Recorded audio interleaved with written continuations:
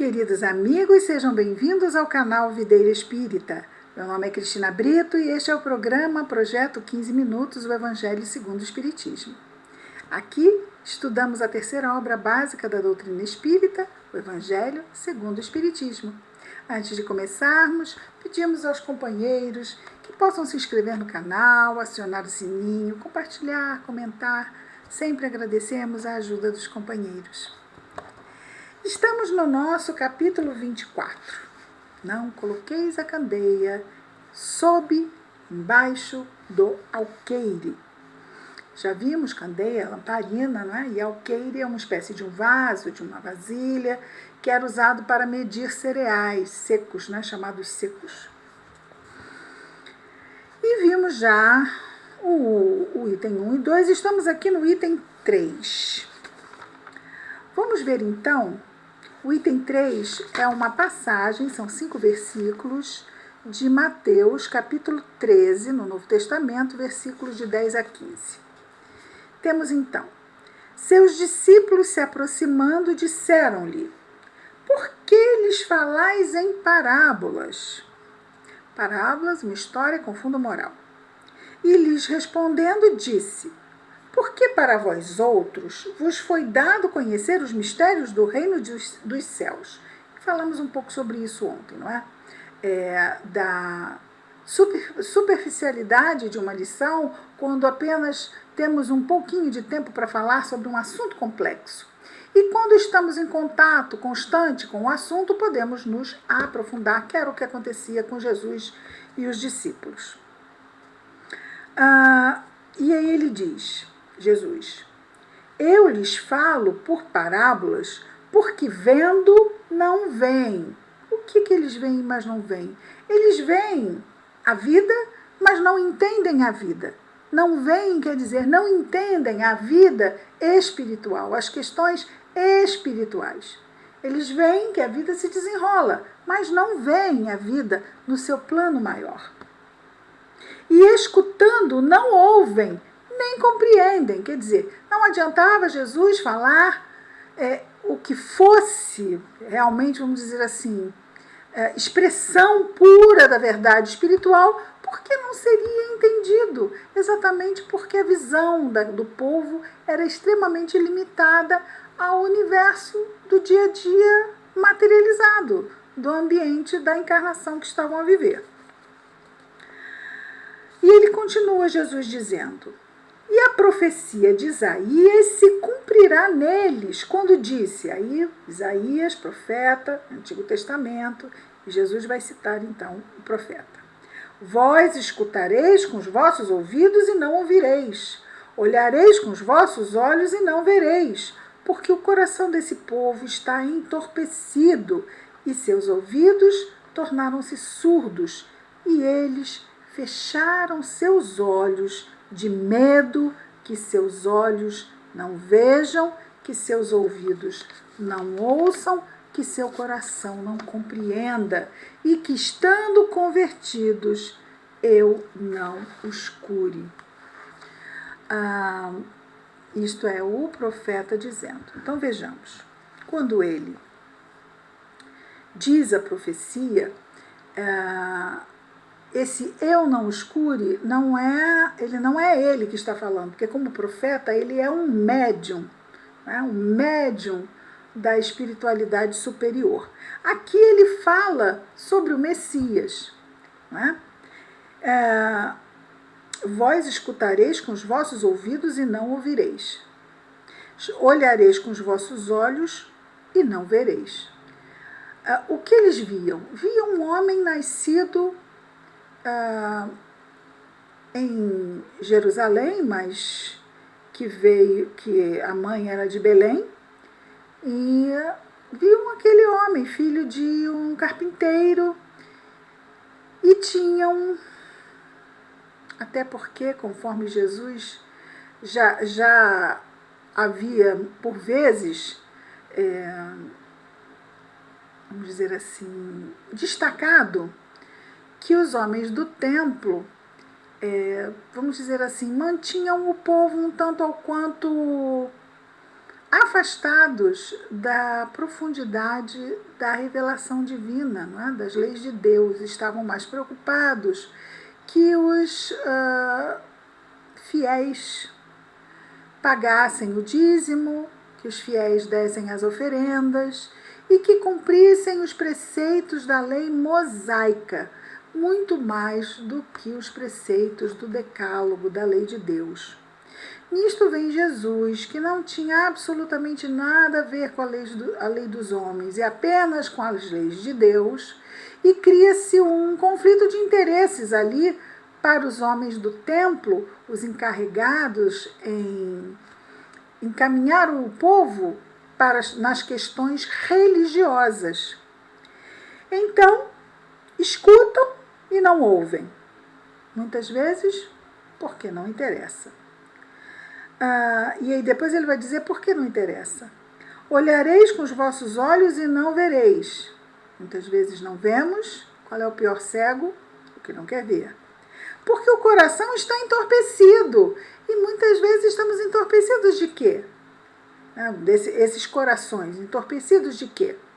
De manter os interesses materiais acima dos espirituais, que estão aonde? Né? Estão depois de morrer, isso está tão longe. E agora? Agora eu tenho outros interesses e eu estou me atendo a eles. Então isso cria um entorpecimento para as coisas espirituais, para os interesses espirituais. Um interesse que fica muito focado nas conquistas materiais. E isso entorpece o nosso entendimento espiritual, não é? Porque o coração desse povo está entorpecido e seus ouvidos tornaram-se surdos. E eles fecharam seus olhos, de medo que seus olhos não vejam, seus ouvidos não ouçam e que seu coração não compreenda. E aí esse medo de que eles realmente não consigam ver porque não acreditam. Não querem acreditar, não convém acreditar. Mas aí eu vou acreditar nesse que se diz Messias? Vou ouvi-lo? E se ele não for? Porque os homens estão dizendo, os homens do templo dizem que ele é um revolucionário, é um homem perigoso, é alguém que está querendo confrontar os judeus contra o Império Romano, criar um grande problema. Na verdade, eles estavam com medo mesmo, era que Jesus viesse tirar o poder deles do templo, quando Jesus já havia afirmado que o reino dele não é desse mundo, não é? Mas medo de acreditar e não ser isto. Medo de acreditar e Jesus não os curar. E não estamos falando de curas do corpo e da alma daquela encarnação, porque Jesus curou todos os que o procuraram, todos. Mas que cura é essa, não é? Que cura é essa?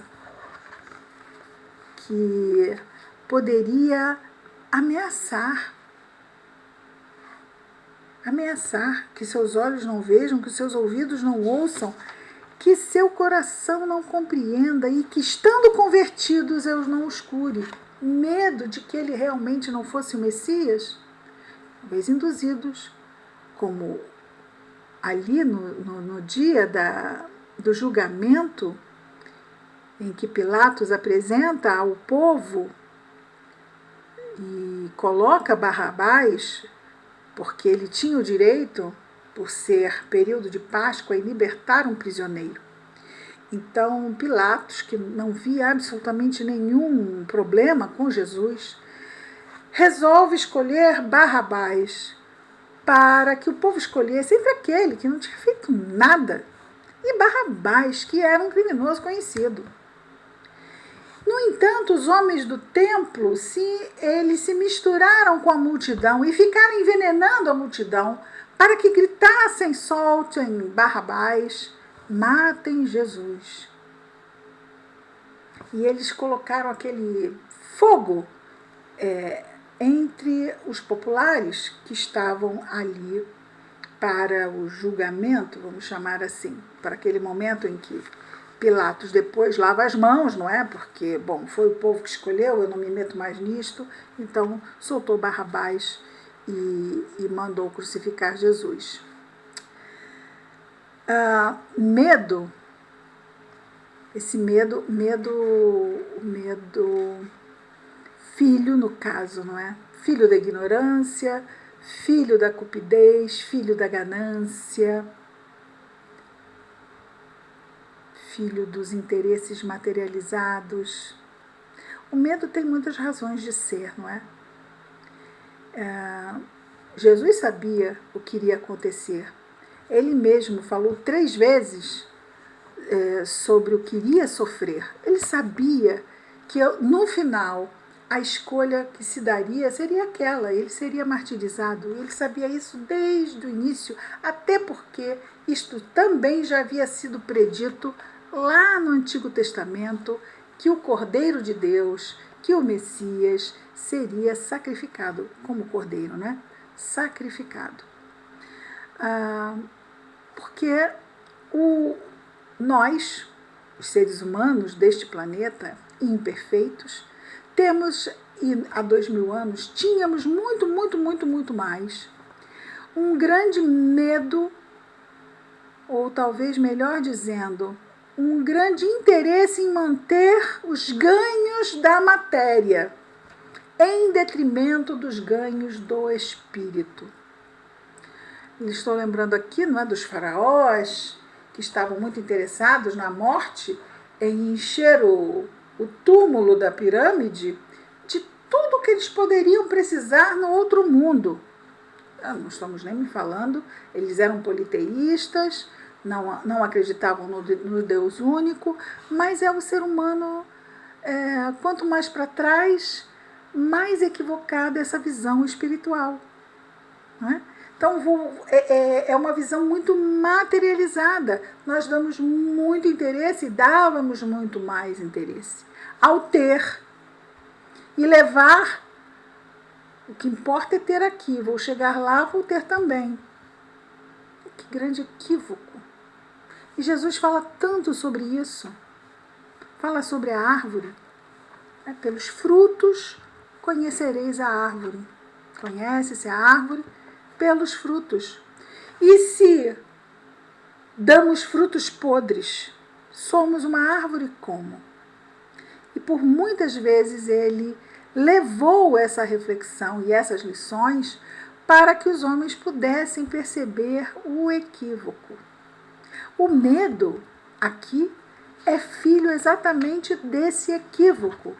Eu não os cure ou eu não resolva as suas demandas.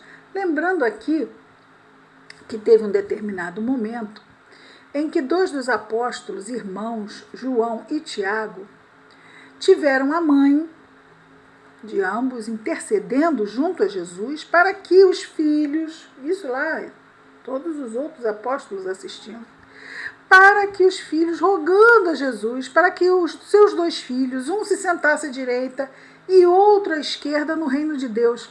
E aí nós vamos ver, não é?